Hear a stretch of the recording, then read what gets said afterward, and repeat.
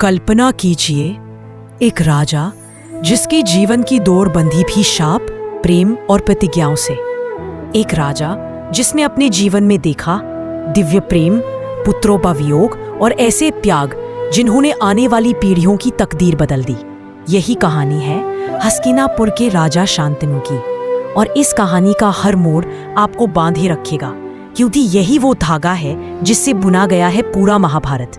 क्या आप जानते हैं, अगर शांतनु ना होते तो ना भीष्म होते, ना पांडव होते, ना कौरव, और शायद न होता कुरुक्षेत्र का महायुद्ध। तो आइए चले समय की धारा में पीछे और जाने उस राजा की कथा जिसकी हर सांस एक किंवदंती बन गई।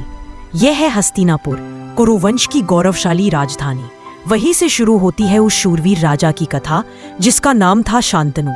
शांतनु हस्तिनापुर के राजा प्रतीप के पुत्र थे। बचपन से ही वो साहसी, तेजस्वी और न्यायप्रिय थे। शांतनु बाल्यकाल से ही किसी साधारण राजकुमार की तरह नहीं थे।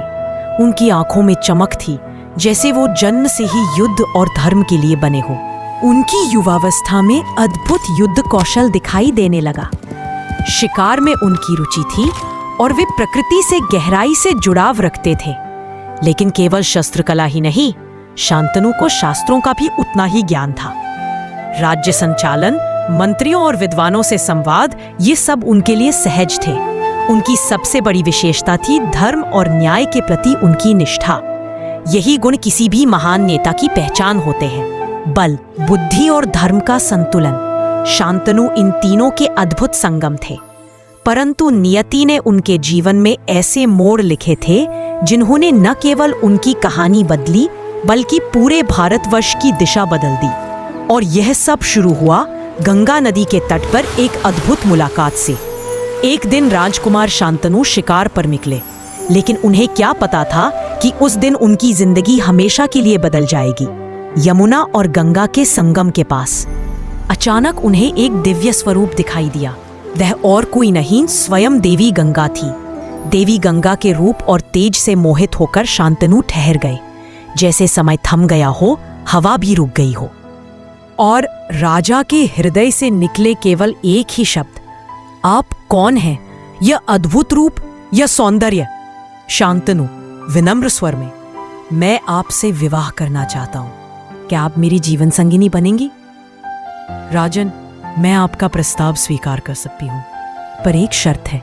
आप मुझे किसी भी परिस्थिति में, किसी भी कार्य के लिए ना तो रोकेंगे, तो मैं तुरंत आपको छोड़कर चली जाऊंगी। प्रेम के वशीभूत होकर शांतनु ने यह शर्त स्वीकार कर ली, और फिर हुआ धरती और नदी का अद्भुत संगम। हस्तिनापुर के राजा ने विवाह किया स्वयं गंगा देवी से। विवाह के बाद गंगा के गर्भ से एक एक कर 8 पुत्रों का जन्म हुआ। लेकिन जो घटित हुआ उसने पूरे राज्य को हैरान कर दिया। हर बार देवी गंगा बच्चे को जन्म देने के बाद उसे सीधा नदी में प्रवाहित कर देती। मंत्री, महाराज, यह कैसी अनहोनी है? शांतनु अंदर ही अंदर व्याकुल पर मौन। मैं कुछ नहीं पूछ सकता, वचन बंधा हूं। एक एक करके 7 पुत्र नदी में बहा दिए गए। राजा का हृदय रोता रहा, परंतु वचन ने उनके होंठ सील दिए। शांतनु रोके बिना नहीं रह पाते। देवी, अब और नहीं, ये मेरा पुत्र है, मैं इसे मरने नहीं दूंगा। क्यों आप बार बार मेरे बच्चों को जल में समर्पित कर देती है? गंगा गंभीर स्वर में, अब मुझे आपको छोड़कर जाना होगा, लेकिन सत्य जानिए, ये केवल आपके पुत्र नहीं थे, ये थे 8 वसु। इन्हें ऋषि वशिष्ठ का शाप मिला था और मेरा कर्तव्य था इन्हें जन्म देकर जल में प्रवाहित करना। इससे वे शाप मुक्त होकर स्वर्ग लौट सके। और इस प्रकार 7 वसु मुक्त हो गए, परंतु 8वां वसु शाप से पूरी तरह मुक्त नहीं हो पाया। वह आपके साथ जीवित रहेगा और वही होगा इतिहास का सबसे महान योद्धा, देवव्रत। गंगा, ये तुम्हारा पुत्र है, नाम होगा देवव्रत। मैं इसे अभी अपने साथ ले जाती हूँ। इसका पालन पोषण मैं स्वयं करूंगी और इसे हर शास्त्र, हर शस्त्र, हर नीति का ज्ञान दूंगी। एक दिन यह संपूर्ण आर्यावर्त का सबसे बड़ा योद्धा कहलाएगा। राजा शांतनु एक पिता होकर भी अपने पुत्र से दूर हो गए, लेकिन उन्होंने अपने वचन, अपने धर्म का पालन किया। कभी कभी जीवन में त्याग इतना बड़ा होता है कि वही इतिहास करता है, और यही त्याग भीष्म के रूप में आगे चलकर कुरुक्षेत्र का भाग्य लिखेगा। वर्ष बीत गए। गंगा देवी अपने पुत्र देवव्रत को लेकर चली गई थी। राजा शांतनु अपने राज्य के कार्यों में व्यस्त रहे। लेकिन एक दिन नियति ने उन्हें फिर से उस मार्ग पर ला खड़ा किया जहां उनका हृदय विचलित होने वाला था। जहां उनकी नजर पड़ी एक युवती पर जिसकी आभा साधारण नहीं थी। उसका नाम था मत्स्यगंधा सत्यवती, एक मछुआरे की पुत्री। उसकी सादगी में भी ऐसा आकर्षण था कि राजा की दृष्टि वहीं ठहर गई। शांतनु मुस्कुराकर, कन्या, तुम्हारा रूप और तेज असाधारण है। तुम कौन हो? सत्यवती नम्र स्वर, मैं मत्स्यगंधा हूँ, नाविक की बेटी। मेरा जीवन इन लहरों के साथ ही बीतता है। राजा शांतनु उसके सौंदर्य और विनम्रता से इतने प्रभावित हुए कि मन ही मन निश्चय कर लिया, यह युवती ही उनकी रानी बनेगी। शांतनु ने सत्यवती का हाथ मांगा, परंतु उसके पिता ने एक नाविक दृढ़ स्वर, मेरी पुत्री तभी आपकी रानी बनेगी जब उसके गर्भ से जन्मा पुत्र ही हस्तिनापुर का उत्तराधिकारी बने। शांतनु आश्चर्यचकित, पर मेरे पास पहले से देवव्रत है, गंगापुत्र, वह उत्तराधिकारी है। मैं इस शर्त को कैसे स्वीकार करूं? राजा के लिए यह शर्त असंभव थी। वह भारी मन से लौट आए, लेकिन उनके भीतर पीड़ा थी और यह पीड़ा छिपी न रह सकी। देवव्रत ने देखा कि पिता व्याकुल हैं। उन्होंने कारण जानना चाहा। देवव्रत नम्र स्वर, पिताश्री, आप उदास क्यों हैं? क्या कोई चिंता है जो आपने मुझसे छिपा रखी है? मंत्री धीरे से, राजकुमार, यह सत्यवती का विषय है। उनके पिता चाहते हैं कि सत्यवती का पुत्र ही उत्तराधिकारी बने। महाराज यह शर्त स्वीकार नहीं कर सकते, इसलिए वे दुखी हैं। यह सुनकर देवव्रत का हृदय पिता के प्रति करुणा से भर गया। मेरे पिता के सुख के लिए मुझे कुछ करना ही होगा। देवव्रत दृढ़ स्वर, नाविक महाराज, सुन लीजिए मेरी प्रतिज्ञा। मैं हस्तिनापुर का सिंहासन छोड़ता हूँ। सत्यवती का पुत्र ही भविष्य में राजा बनेगा। नाविक, पर राजकुमार, अगर आपकी संतान हुई तो? देवव्रत, मैं आजीवन ब्रह्मचर्य का पालन करूंगा, कभी विवाह नहीं करूंगा, कभी संतान नहीं होगी। मैं केवल हस्तिनापुर और अपने पिता के सुख के लिए जीऊंगा। यही मेरी भीषण प्रतिज्ञा है। धरती हिल गई, आकाश गूंज उठा, देवताओं ने पुष्प वृष्टि की और तब से देवव्रत कहलाए भीष्म, क्योंकि उनकी प्रतिज्ञा थी भीषण और अनुपम। भीष्म के त्याग के कारण शर्त टूट गई। सत्यवती और शांतनु का विवाह हुआ। राजा को फिर से जीवन साथी मिला।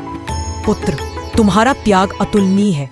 आज मैं तुम्हें वरदान देता हूँ, तुम्हारी मृत्यु केवल तुम्हारी इच्छा से होगी। जब तक तुम स्वयं नहीं चाहोगे, कोई तुम्हें मार नहीं सकेगा।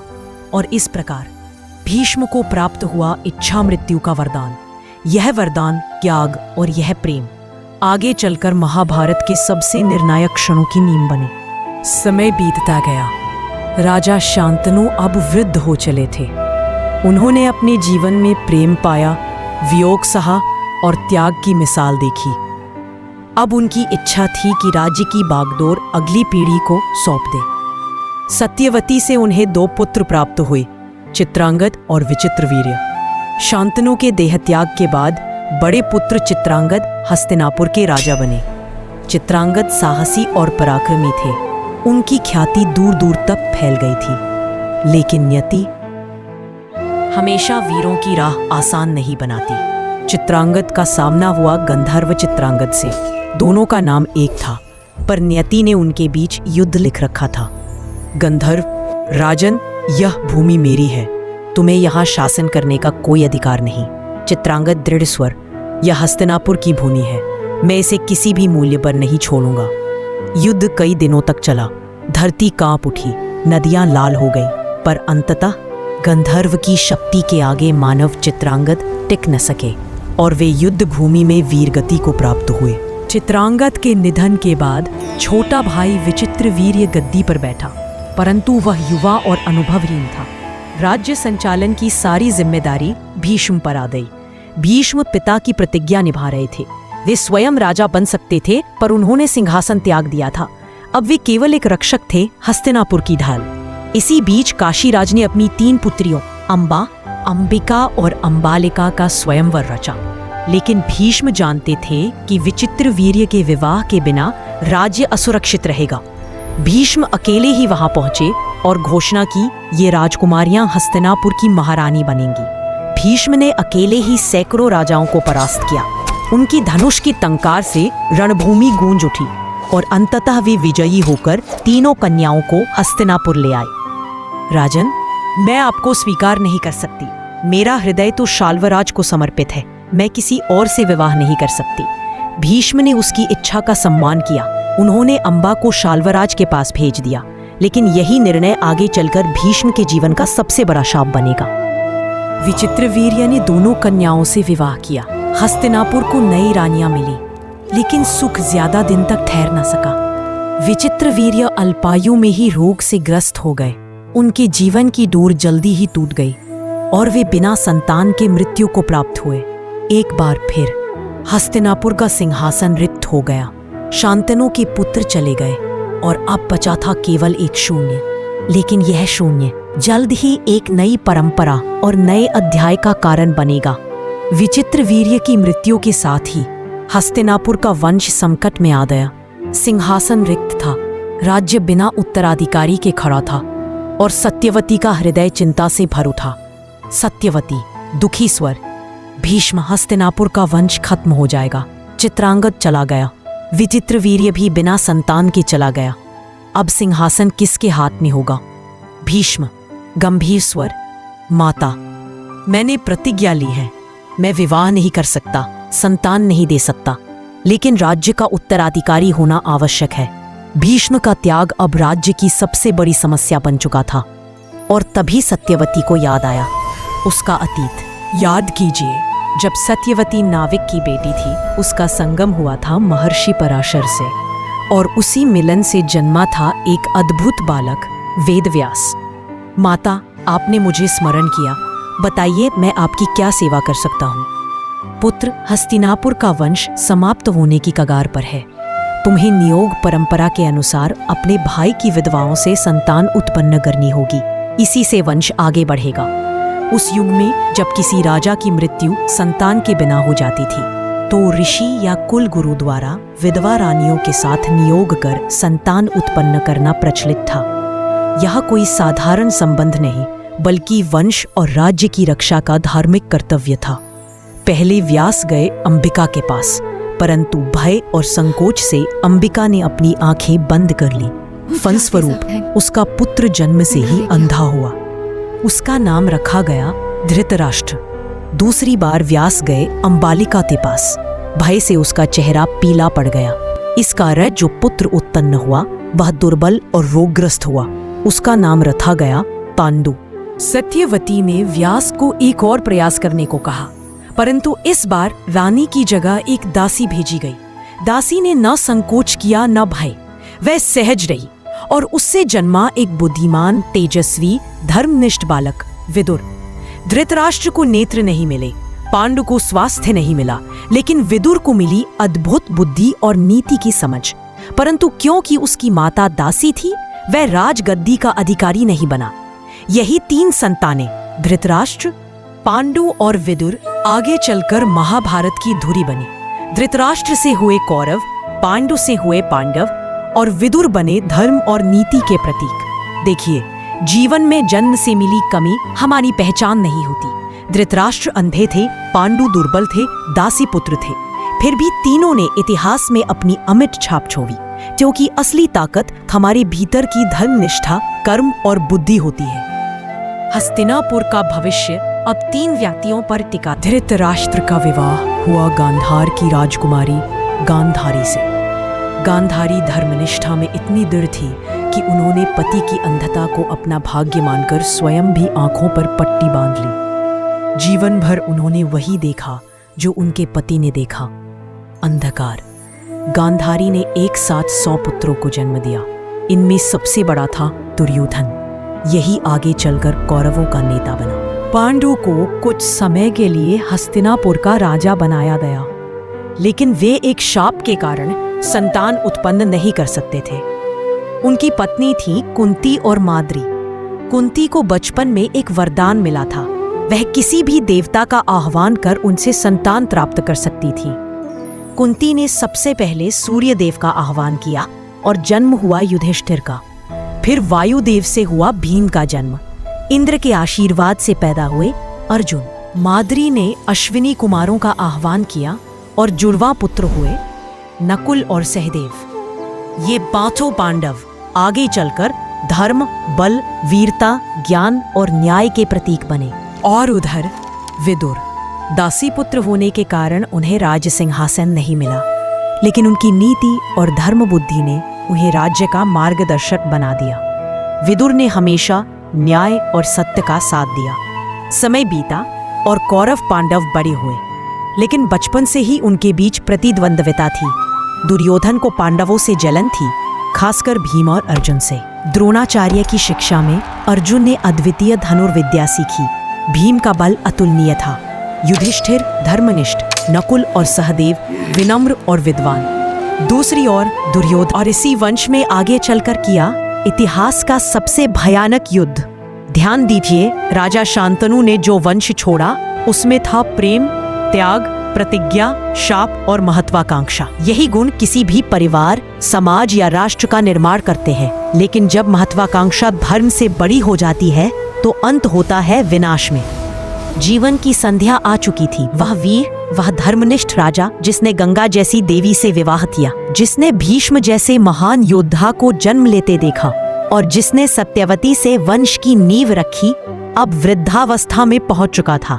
सत्यवती कंपित स्वर, स्वामी आपका वंश आगे बढ़ चुका। राजा शांतनु ने ऐसा वंश छोड़ा जिसमें प्रेम था, त्याग था, शाप था, महत्वाकांक्षा थी और अंततः यही वंश बना महाभारत युद्ध का कारण। एक ऐसा युद्ध जिसने धर्म और अधर्म की परिभाषा बदल दी। आगे की कहानी महाभारत पार्ट 2 हम जल्द ही लेकर आएंगे। कमेंट्स में लिखिए आपको ये कहानी कैसी लगी। अगर वीडियो पसंद आया तो इस वीडियो को लाइक और हमारे चैनल को सब्सक्राइब जरूर करें। धन्यवाद।